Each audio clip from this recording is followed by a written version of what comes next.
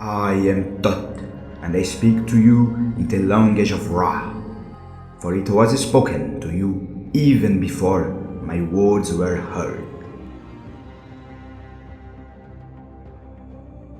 I am Thoth, Lord of divine speech, he who set things in their proper place.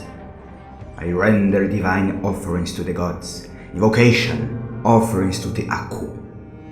I am Thoth, he who grants Ma'at to the Ennead, and all that comes from my mouth is made manifest, just as what issues from the mouth of Ra. I am he who none can expel from heaven or earth, for I know what is hidden in the heavens, what is inaccessible on earth, hidden in the Nun. Lord of divine worlds, great magician, ruler of eternity. I am the creator of heaven. I am he who formed the mountains. I am he who creates the stream by the means of Thoth, who creates the arms of the river. And when I bring forth the flood, I fertilize the fields, giving life unto gods and men. Hearken, all gods, hear my words, which are the words of Ra himself.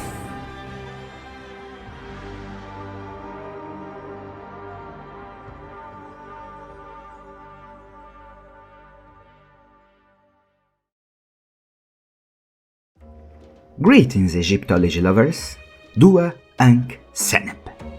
Today, I will begin for real my series on the Egyptian gods.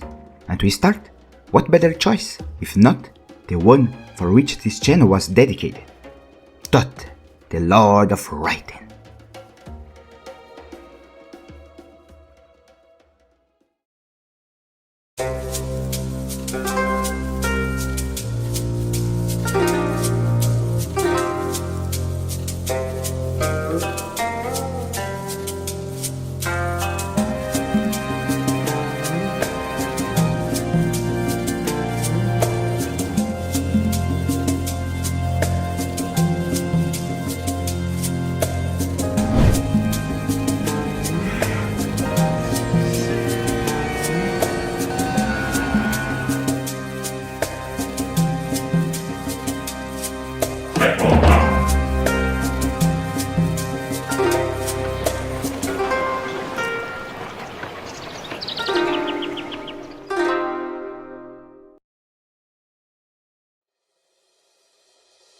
Divine scribe, inventor of the writing, messenger of the gods, patron of astronomers and magicians, masters of stars and time, Thoth, or Dictionnaire, as he was known to the Egyptians, is one of the most famous and important gods in the Egyptian pantheon.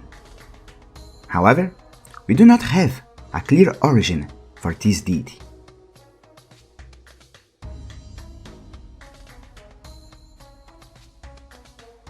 He is often described as the son of Ra, but an ancient text about the conflict between Seth and the son of Osiris claims that the Ibis god is a son of Horus, born from the head of Seth, who had swallowed the seed of his nephew.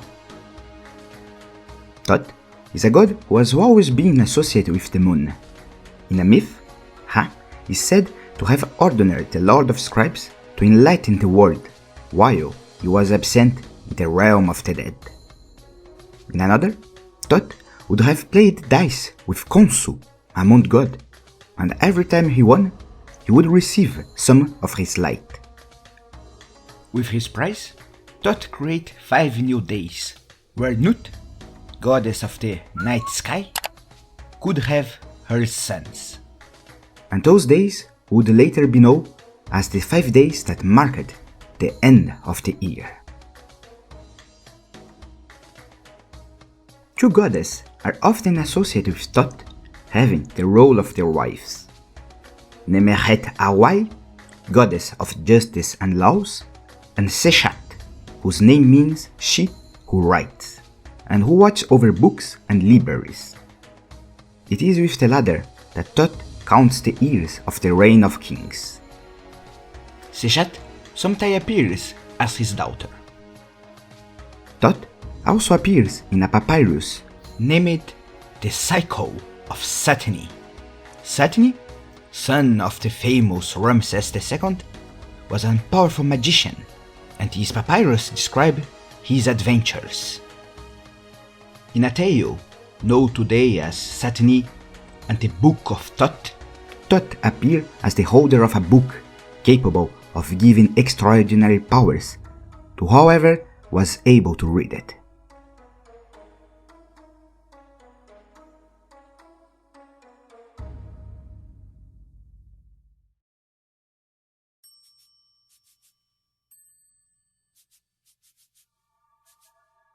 Only the gods had access to this document, and Neferkeptah and Satani, the two mortals who dared to steal this book, were severely punished.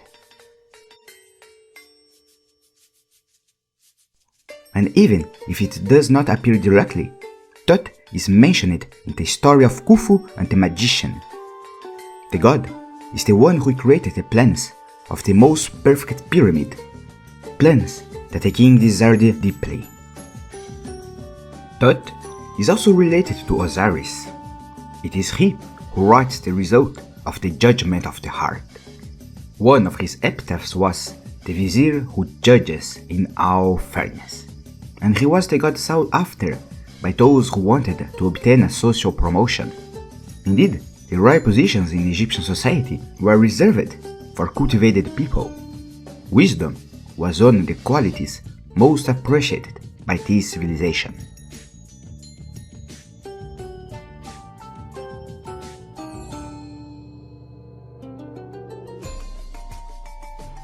This god is represented by two animals, a baboon and an ibis.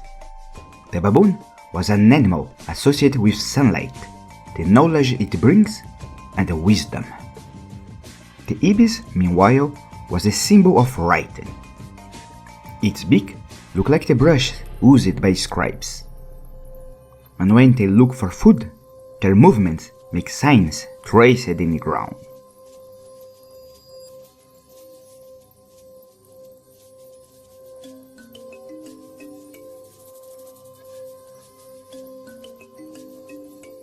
His coat dates from the origins of the Egyptian civilization. His name often appears in the text of the pyramids as one of the main allies of Ra. The seat of Khemnu, later renamed by the Greeks Hermopolis, was the main center of his worship. Some assume that it is also the place of its origin. However, we have no evidence to prove this. Thoth was naturally a god much worshipped by the scribes. It was common that they began their days by pouring a drop of water from the pot in which they dipped their brushes in homage to the god.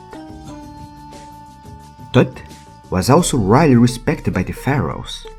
According to sacred texts, he would have ruled Egypt after Horus for centuries, and many kings of the 18th dynasty, one of the most famous and powerful of the new empire, adopted the name of Thutmose, which means he who is born of Thoth. Even with the decline of Egyptian culture, Thoth will keep an important and influential role. The Greeks will associate him with Hermes, a divinity whose attributes of traveler, messenger, and friend of humanity are shared with the first of the scribes. The mysterious figure of Hermes Trismegistus, author of the esoteric book Hermetica, book that assembles both Egyptian and Greek philosophical and spiritual ideas, takes for him one of the most famous titles of Thoth, the one who is 3 times great, or Trismegistus in Greek. The figure of Thoth was often associated with occultism and the supernatural. A fascinating rumor is that the tarot of Marseille would have Egyptian origins, being inspired by the Book of Thoth. Alas, there is no evidence to associate these divination cards with Egyptian civilization. But it is not only occultists who appreciate the figure of Thoth. As I said before, he is one of the most popular and well-known Egyptian deities today. He appears in almost every modern adaptation that takes place in Egypt. No matter where or when, his name will be forever associated with wisdom. And here is my profile of Thoth, the 3 times great. I hope you enjoyed this video, and don't forget to tell me in the comments which god or goddess you would like to see analyzed in a future video. Senepti.